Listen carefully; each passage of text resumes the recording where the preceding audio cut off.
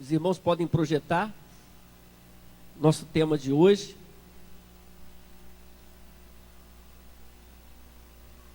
Espero que a forma que está sendo trabalhado o texto, aí o avanço da análise do texto, esteja fazendo sentido para você, já que o livro de Jeremias é um livro complexo, mas Deus tem nos mostrado coisas importantes para a nossa realidade de vida hoje. Portanto, nosso tema de hoje é este que está aí: atitudes saudáveis em momentos de crise.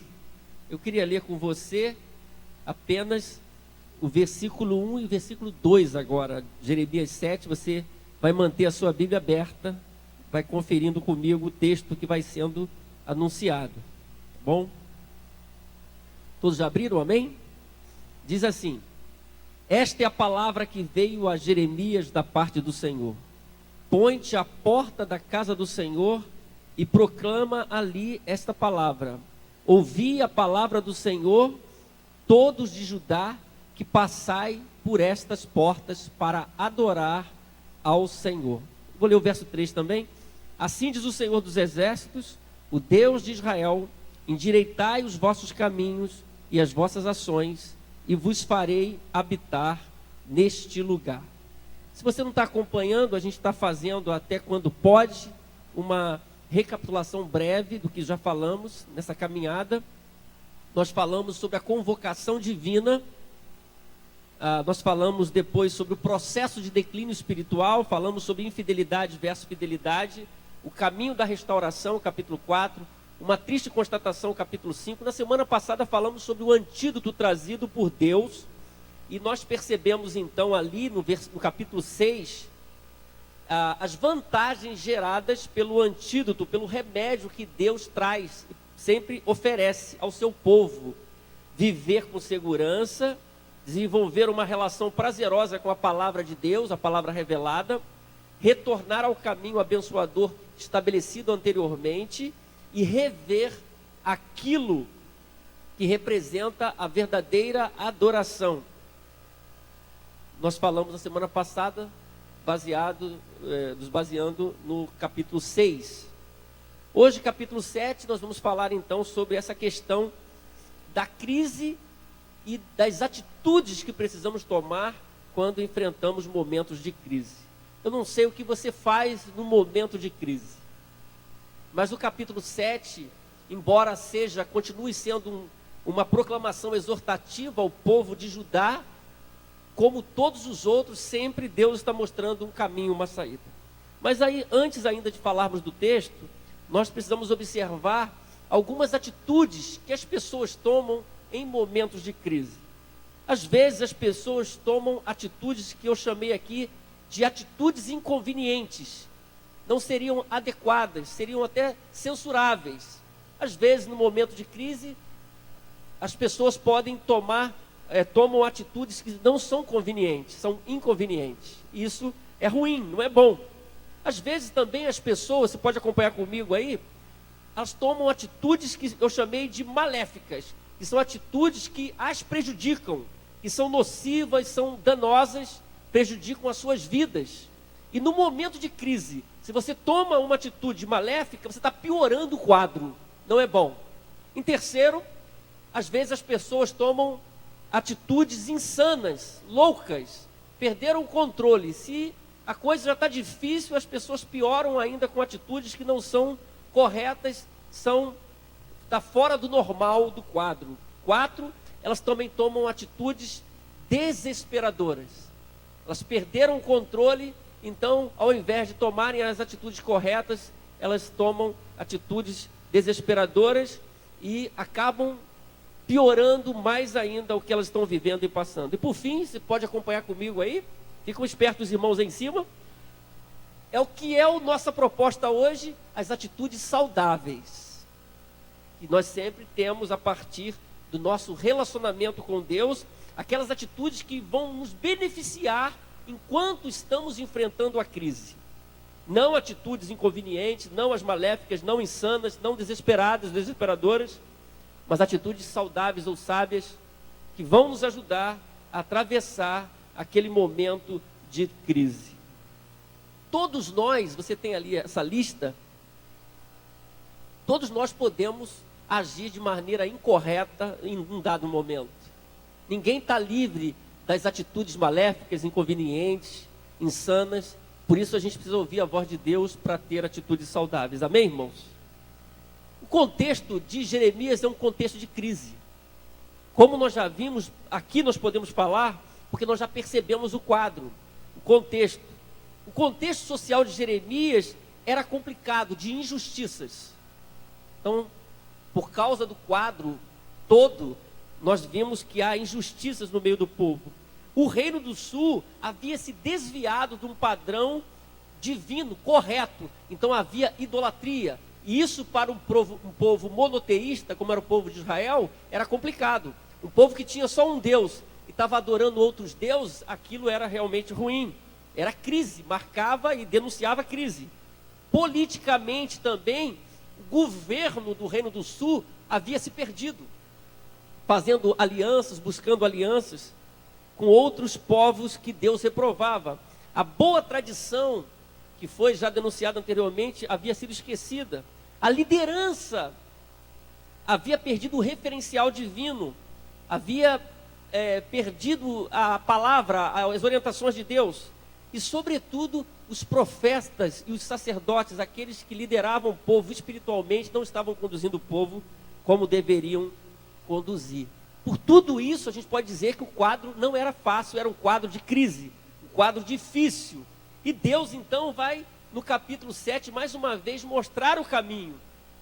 Nós vemos que o povo está com seu coração duro, mas Deus está colocando a saída sempre. Então, segundo o capítulo 7, nós vamos ver 4 atitudes em momentos de crise.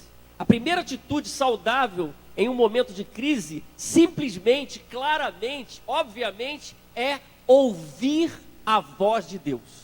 Ouvir a voz de Deus. Versículo 1 e 2, vamos ler juntos? Esta é a palavra.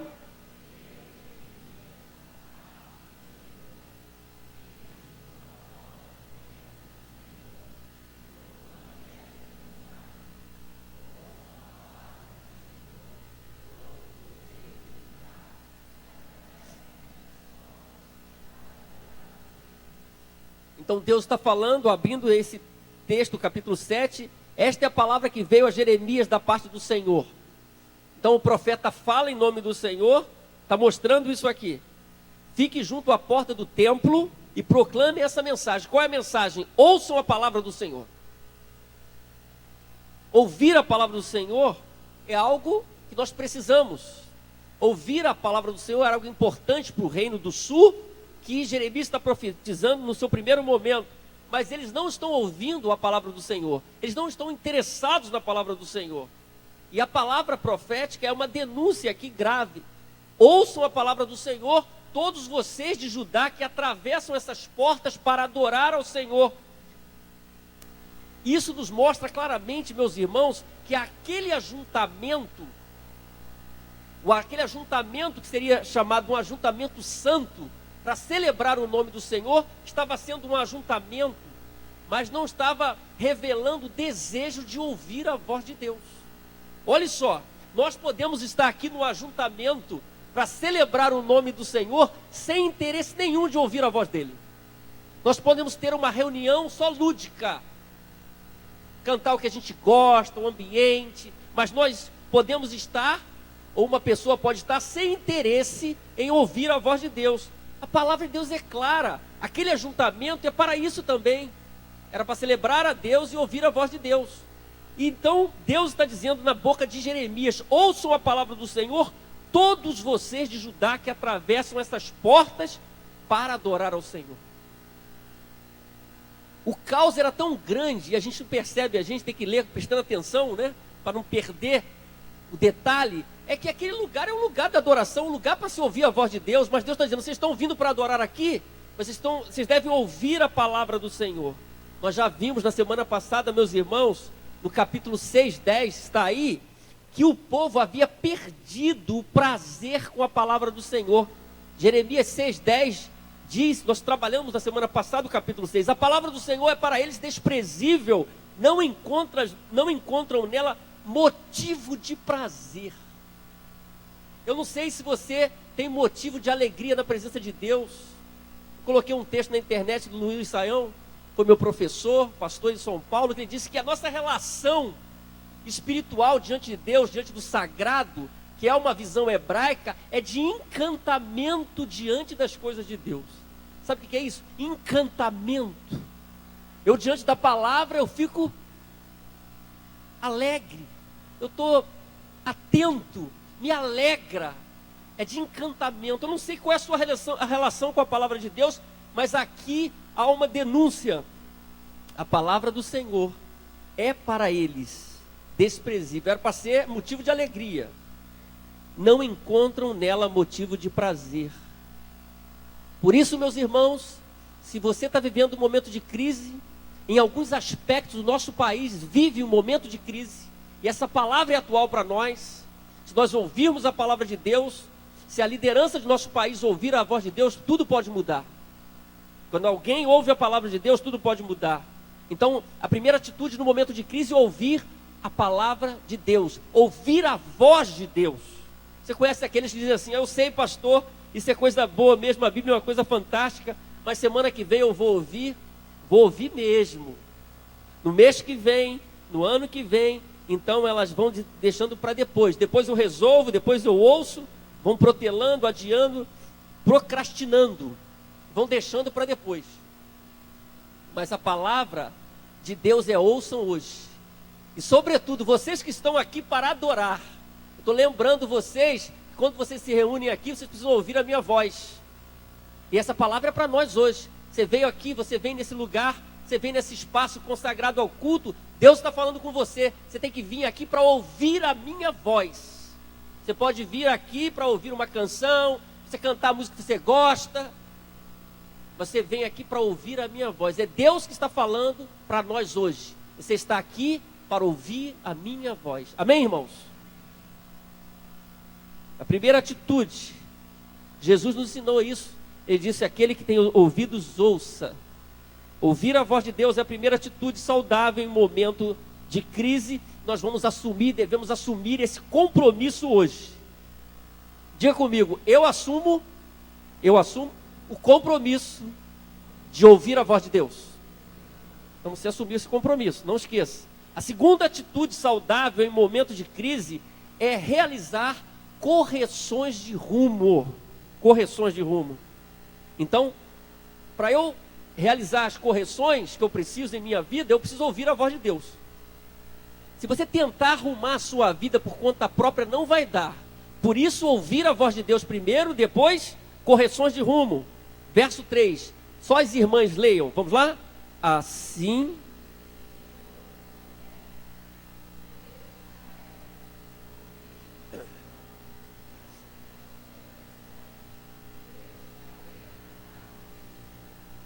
Então, o Deus que fala é o Deus que promete, que tem promessas para o seu povo. Tinha promessa, mas nós percebemos, nós que já sabemos a história, que o povo não ouviu. O povo não fez, eles não fizeram as correções. Aquelas vidas deixaram a palavra de Deus, mas a palavra de Deus era: corrijam as suas ações, corrijam a sua conduta. Então, se eu ouço a voz de Deus, eu posso corrigir. Se você tentar corrigir por conta própria, você vai fazer besteira. A gente conhece muitas pessoas que fizeram coisas erradas, que tentaram corrigir a partir do que elas entendiam que tinham que fazer. Mas quando a gente ouve a voz de Deus, a gente pode fazer as correções da forma adequada. Por isso que a atitude saudável, ao longo do caminho da minha vida, da minha existência, da minha caminhada espiritual, realizar as correções. Isso é normal, faz parte do povo de Deus. O versículo 5 e 6, se acompanha aí, tem aí também, diz assim: mas se vocês realmente corrigirem a sua conduta e suas ações, e se de fato tratarem uns aos outros com justiça, já que não estava tendo, se não oprimirem o estrangeiro, o órfão, o quadro social ruim, e a viúva não derramarem sangue inocente neste lugar, e se vocês não seguirem outros deuses para a sua própria ruína. Esse texto está denunciando o que estava sendo feito, o processo de vida. Vocês vão terem uma ideia, até o sacrifício de crianças estava acontecendo no meio do povo de Israel, o povo de Judá. Israel, Reino do Sul, Israel, Reino do Norte, Judá, Reino do Sul, numa divisão da monarquia israelita. Jeremias está profetizando, ele é do Reino do Sul, Judá. E mesmo depois de ter acontecido muitas coisas ruins com o Reino do Norte, ser invadido, Deus tratar daquele povo, Judá estava no mesmo caminho, que tristeza, no mesmo caminho. Aquele exemplo negativo não foi capaz de acordar o Reino do Sul. O Reino do Norte já tinha sido invadido pela Síria, e agora o Reino do Sul ia ser invadido pela Babilônia. Que tristeza.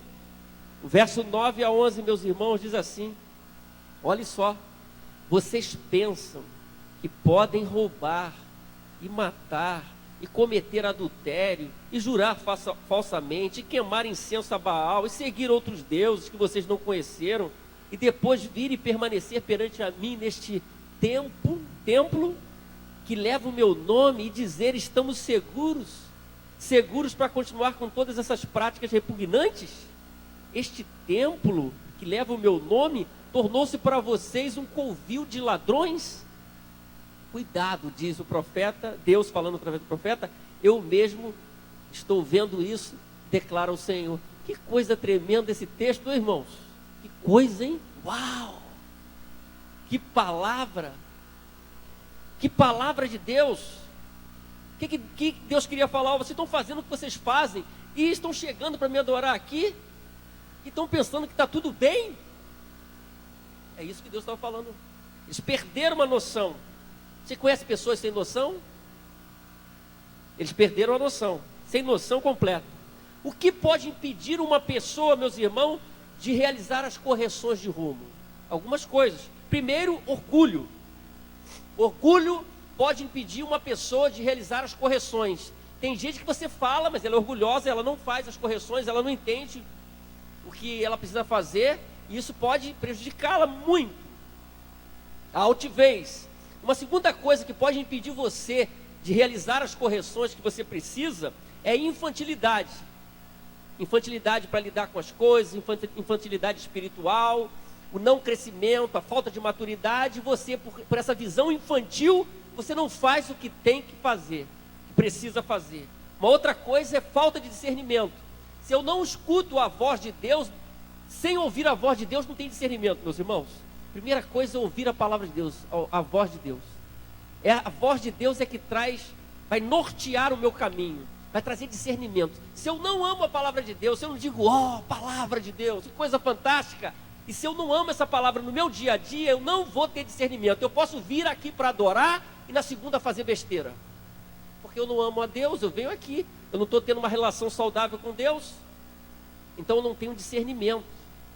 Eu estou num ajuntamento, mas eu não estou entendendo ainda.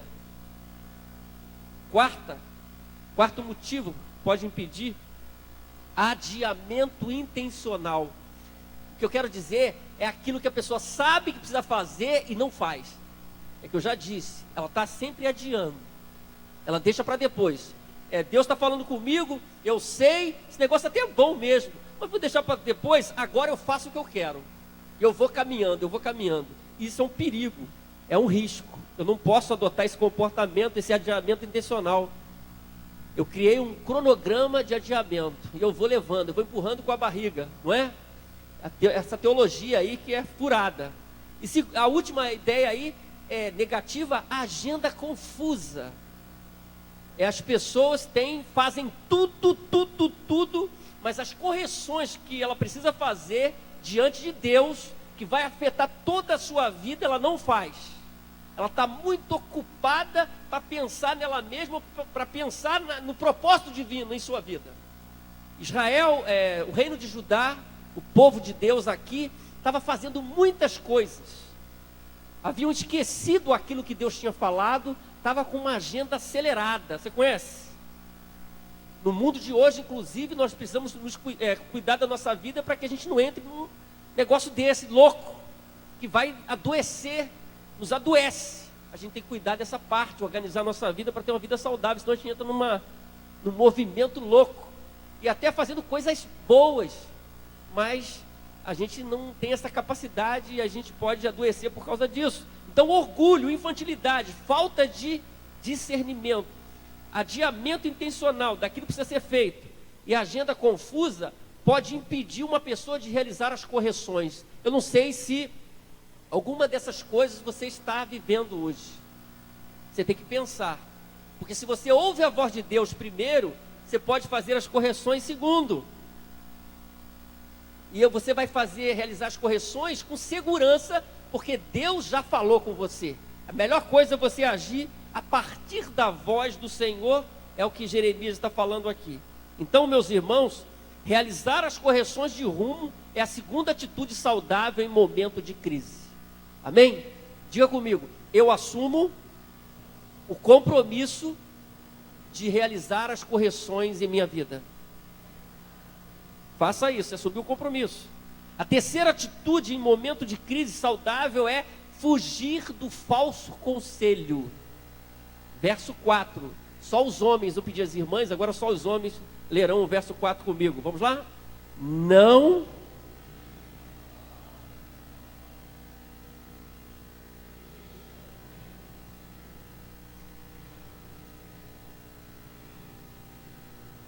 Três vezes o templo do Senhor. Tá bom, Jeremias, mas Deus quer falar. Não confie nas palavras enganosas dos que dizem: este é o templo do Senhor, templo do Senhor, templo do Senhor. Nós vamos entender já já isso aqui, irmãos. Então vamos lá. Ouvir a voz de Deus é a primeira atitude. Correções de rumo, a segunda atitude. Fugir do falso conselho. Então eu ouço a voz de Deus, eu sou capaz de realizar as correções, porque eu ouvi a voz de Deus, e por conta disso, eu tenho discernimento para fugir do falso conselho. Você ouviu esse ano muitas coisas, a gente está sempre ouvindo as pessoas, a gente ouve na internet, alguém fala com você, uma coisa ou outra, até um conselho.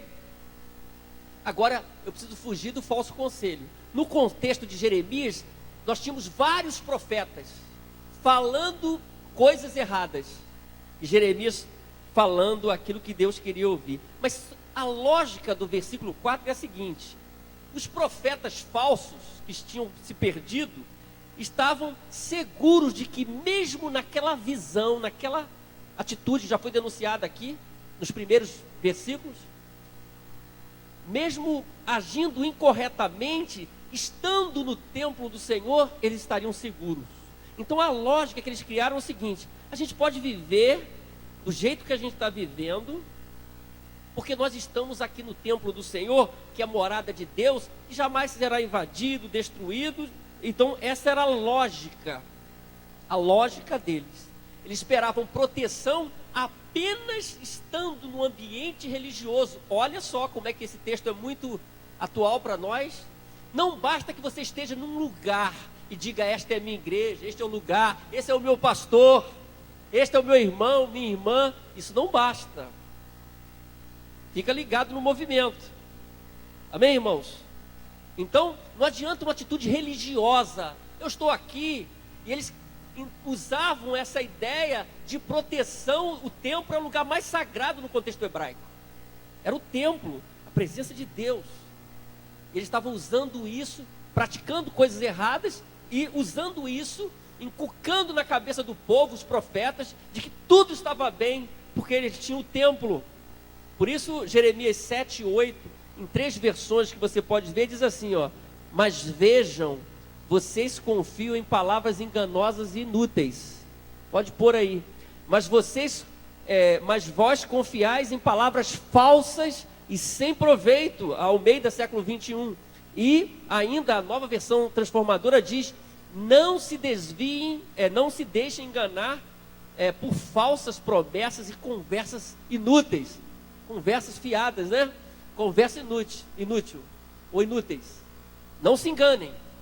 Que templo do Senhor, está tudo bem, nós estamos aqui. Essa era a lógica. Agora, Deus, sabendo da lógica que os profetas que não estavam com a sua palavra falavam, enganando o povo naquele momento, se utilizou de um outro argumento, que não fica muito claro quando você lê no primeiro momento, mas no versículo 12 isso fica muito claro. Eu vou explicar para você aqui.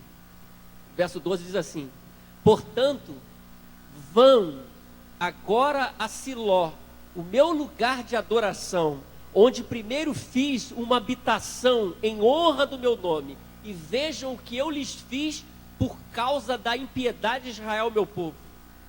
Então o que Deus está falando? Vocês estão com uma lógica errada, achando que vocês estão protegidos apenas porque vocês estão no lugar sagrado. Não é assim. Então Deus se utiliza de um momento histórico, contexto de 1 Samuel capítulo 4. O que acontece nesse momento? O povo de Israel está lutando contra os filisteus. Eles têm uma ideia de trazer a arca da aliança para a batalha, para o campo de batalha. Então os filhos de Eli, que eram juiz, Ofni e Finéias, trouxeram a arca da aliança. Mas mesmo assim, morreram 30.000 homens de infantaria de Israel. Eles foram derrotados e a arca foi levada. Foi uma desgraça total para o povo de Israel, pensando que estavam protegidos com a arca da aliança. Tem gente hoje andando com a arca da aliança pelo Brasil, achando que isso vai abençoar. Meu Deus do céu, é pior ainda a desgraça espiritual e incompreensão. Naquele tempo, a arca da aliança representava a presença de Deus, os querubins, e aquilo não foi capaz, por desobediência naquele momento, de proteger o povo. É esse fato que o próprio Deus está lembrando na boca de Jeremias. E depois que aqueles homens morreram, os filhos de Eli morreram também, e a notícia chegou para ele, daquela situação terrível, meus irmãos, já explicada no capítulo 4. Esse homem Eli liderou o povo de Israel por um período longo. Ele estava com 98 anos, já sem enxergar, quase cego, ouvindo a notícia que seus filhos tinham morrido. Ele caiu para trás da cadeira, quebrou o pescoço e morreu. Meu Deus, está na Bíblia. As suas noras, uma estava grávida, olha só, a mulher de Finéias estava grávida, e ouvindo aquelas notícias desagradáveis da morte do seu marido, de tudo que tinha acontecido no campo de batalha, 1 Samuel 4, ela concebeu e concebendo morreu. A desgraça podia ser pior. E ela morreu e o seu filho viveu, e o filho foi chamado Icabode. A glória de Israel se foi, significa o nome do seu filho. Olha só. Quando Jeremias está profetizando aqui, falando no versículo 12, ele está se lembrando do que ocorreu, o que é registrado em 1 Samuel capítulo 4, mostrando que aquela lógica de usar o ambiente sagrado, os elementos sagrados do povo de Israel, não protegeriam o povo de Israel na desobediência. Por isso eu volto a dizer, nós somos chamados a realizar aquilo que precisamos realizar, não usar argumentos que não fazem sentido, e Deus estava atento àqueles argumentos dos falsos profetas, e usando Jeremias para mostrar, trazer uma exortação ao povo para fugir do que é falso, do falso conselho, quebrando aquela lógica da minha igreja, do meu pastor, dos meus irmãos. E como eu estou? Como você está hoje, meu irmão, minha irmã? Então nós devemos compreender que fugir dessa lógica que faz sentido para nós hoje é algo relevante, importante. Por que que é? Porque se você foge dessa lógica, essa lógica equivocada, isso vai possibilitar para você continuidade da sua caminhada, continuar como Deus quer, não como você quer. Essa é a primeira vantagem. Fugir de uma lógica falsa possibilita continuidade. Segundo, fugir dessa lógica equivocada possibilita crescimento espiritual. Deus queria que o povo crescesse. Fugir dessa lógica também, 3, possibilita viver o propósito de Deus. Se eu não tenho encantamento, se eu não vibro com as coisas de Deus, como é que eu vou crescer? Como é que eu vou experimentar o propósito de Deus? É aquela coisa fraquinha, é aquela coisa chata. A celebração a Deus, a relação com Deus é uma coisa ruim, é um peso, é carregar piano. Ir para o ajuntamento é carregar piano, é coisa chata. Estar com Deus é coisa chata? Cada um tem que responder. Estar diante da palavra revelada que muda a vida, que transforma a minha vida, é o que é para mim, o que representa isso? Então eu tenho que fugir dessa lógica. E fugindo dessa lógica eu posso, sobretudo, experimentar da promessa divina. Eu fico boquiaberto que as pessoas querem experimentar de tudo hoje, mas estão vivendo uma lógica errada, uma visão falsa, e ouvindo coisas erradas. O que você está ouvindo, meu irmão, minha irmã? O que você está ouvindo? Capítulo 7, 25 e 26 diz: desde a época em que os seus antepassados saíram do Egito até o dia de hoje, Deus diz: eu lhes enviei os meus servos, os profetas, dia após dia, mas eles não me ouviram, nem me deram atenção. Antes tornaram-se obstinados e foram piores do que os antepassados deles. Mostrando que Deus sempre falou. A voz desfocada de Deus sempre há. Mas quando você começa ouvindo a voz de Deus, você tem discernimento. Então você faz as correções e você foge do falso conselho. Assuma o compromisso hoje de fugir do falso conselho, daquilo que não representa a palavra de Deus e a verdade de Deus. Era isso que Deus queria para o seu povo, meus irmãos. Por isso, fugir do falso conselho é a terceira atitude saudável em momento de crise.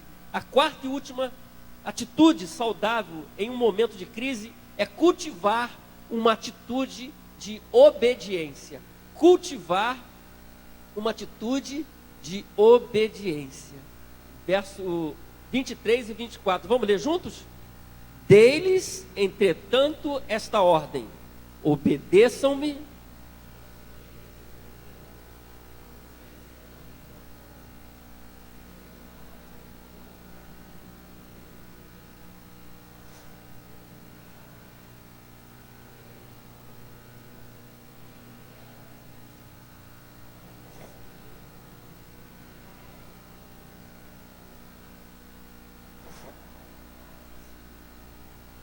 Então perceba o processo.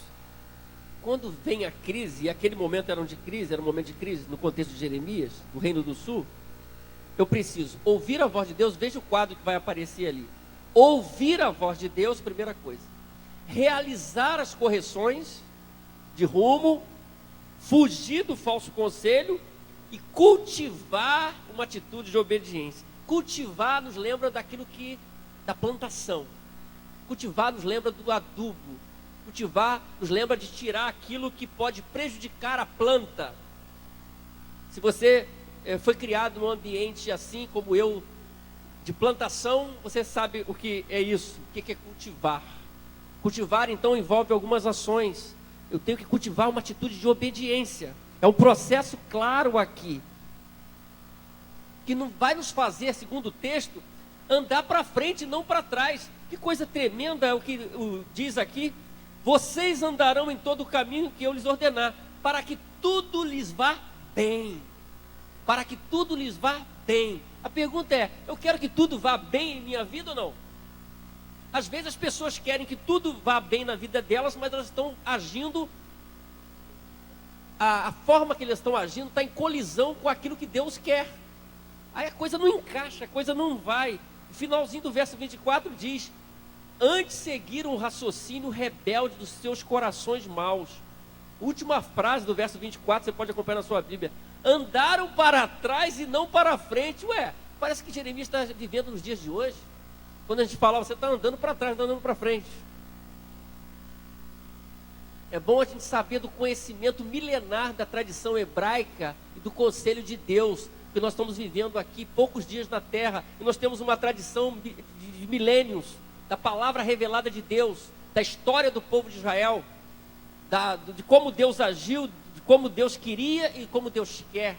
E diz aqui: andaram para trás e não para frente. Eu quero andar para frente ou para trás? É prejuízo. Por isso eu preciso cultivar uma atitude de obediência. O que pode fazer você deixar de cultivar uma atitude de obediência? Algumas coisas. Por exemplo, acreditar na mentira. Tem gente, existiam pessoas naquele tempo acreditando na mentira.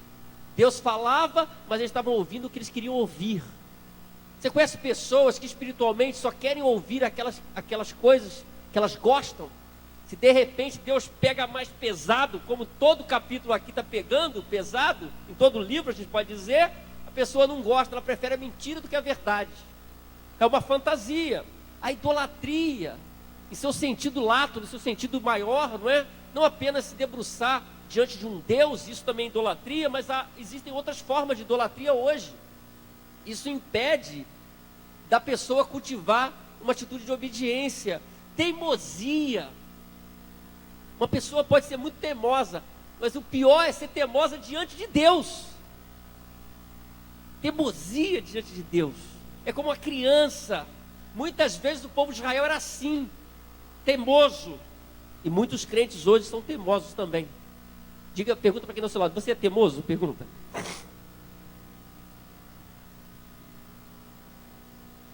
Espero que a resposta não seja assim, né, do outro. Sou sim. Mas nós todos podemos ser teimosos em algum momento. Por isso que a gente tem que se cuidar. Desprezo com a verdade de Deus. Se eu desprezo a verdade de Deus, eu não vou seguir. Eu não vou cultivar uma atitude de obediência. O que nos faz cultivar uma atitude de obediência, senão o reconhecimento da palavra de Deus, do seu conteúdo? Ela é verdade, ela faz diferença. Agora, se eu desprezo a verdade de Deus, nada faz sentido para mim. Eu posso ter ajuntamento, posso vir aqui no domingo, a igreja é bacana, eu gosto da música, eu gosto das pessoas, que ambiente maravilhoso, eu estou igual aquele pessoal lá, templo do Senhor, que maravilha, nós estamos aqui, estamos cumprindo o ritual, é muito bom. E daí? E mais? E mais? Eu quero ouvir mais. Deus está falando com o povo, eu quero mais. Mais do que essa tradição. Quero mais. Cultivar uma vida de obediência, então, leva uma pessoa a um outro nível, a um nível mais alto. Amém, irmãos? Verso 17 e 18 vai nos dizer então: não vê o que estão fazendo nas cidades de Judá e nas ruas de Jerusalém? É aquela radiografia, né? Os filhos ajuntam a lenha, agora a tristeza piorou aqui. Os pais acendem o fogo, os filhos ajuntam a lenha, os pais acendem o fogo, e as mulheres preparam a massa para fazer os bolos para a rainha dos céus. Misericórdia. Além disso, derramam ofertas a outros deuses para provocarem a minha ira. A expressão rainha dos céus, ela é usada no capítulo 7 aqui, e mais de uma vez no capítulo 44, em toda a Bíblia só aparece aqui rainha dos céus. O que Deus está denunciando? Está denunciando uma idolatria. A deusa assírio-babilônica, chamada na Síria com um nome, na Babilônia de outro nome, eles trouxeram essa forma de culto para dentro do reino do sul, e ora celebravam o nome de Deus, ora celebravam a essa deusa, a deusa da fertilidade. Olha que tristeza, chamada aqui rainha do céu. Os estudiosos vinculam essa expressão rainha dos céus ao planeta Vênus, que a gente vê sempre ao anoitecer, fica muito claro para a gente consegue identificá-lo, nós identificamos esse planeta. Então, essa é a vinculação.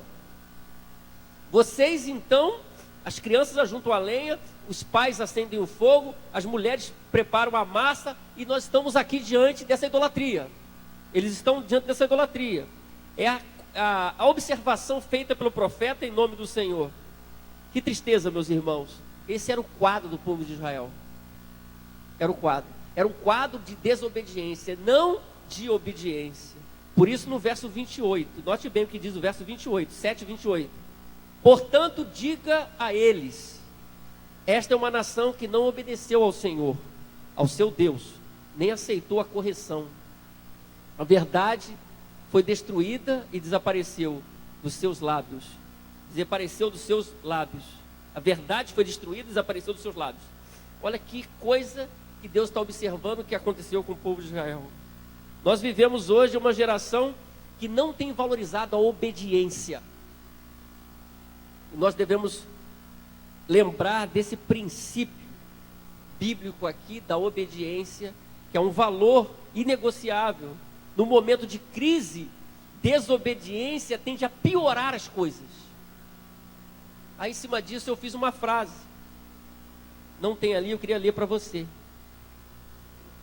O colapso nacional, nós estamos falando do nosso contexto agora, político, social, relacional e espiritual, não nos deixa livres para seguirmos o caminho da desobediência. Eu vou repetir: o colapso nacional, político, social, relacional e espiritual não nos autoriza ou nos deixa livres para seguirmos no caminho da desobediência.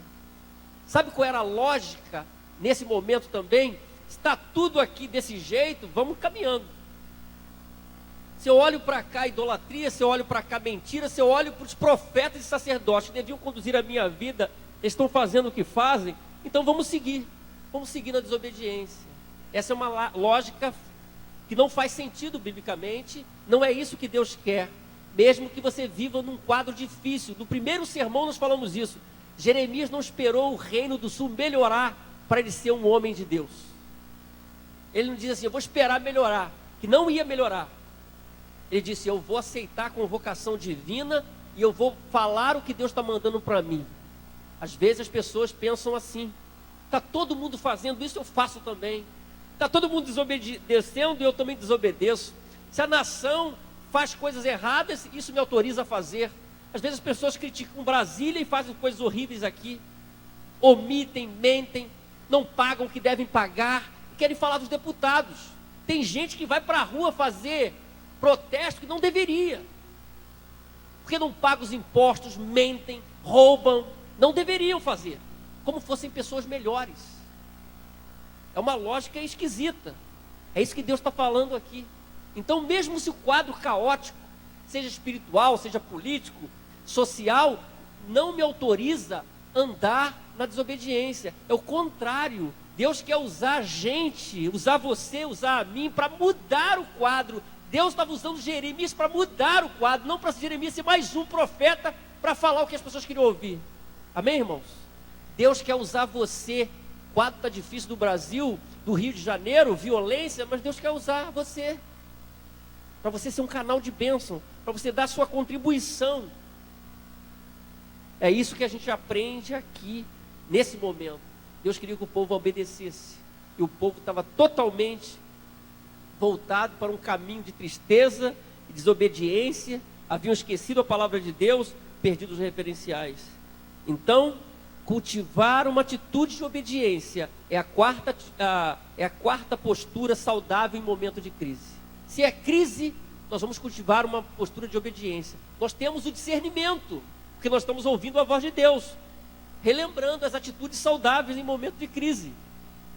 De repente, numa crise, alguém diz, faz isso para você. Não sei se você já ouviu um conselho desse, abençoado desse, que não representa o correto, o certo, o saudável. A gente ouve tudo, mas o que nós vamos fazer? O que você está fazendo no momento de crise? Crise familiar, de crise econômica, não importa o seu problema que representa a crise. O que você está fazendo? O que nós aprendemos aqui no capítulo 7 é que nós precisamos ouvir a voz de Deus sempre. Porque mesmo na crise Deus fala. E às vezes Deus fala mais forte na crise. O importante é a gente ouvir. Jesus falando às igrejas, ele terminava assim, quem tem ouvidos ouça o que o Espírito diz às igrejas. Em cada igreja, nas 7, quem tem ouvidos ouça o que o Espírito diz às igrejas. Deus sempre fala, meus irmãos, Ele sempre falará.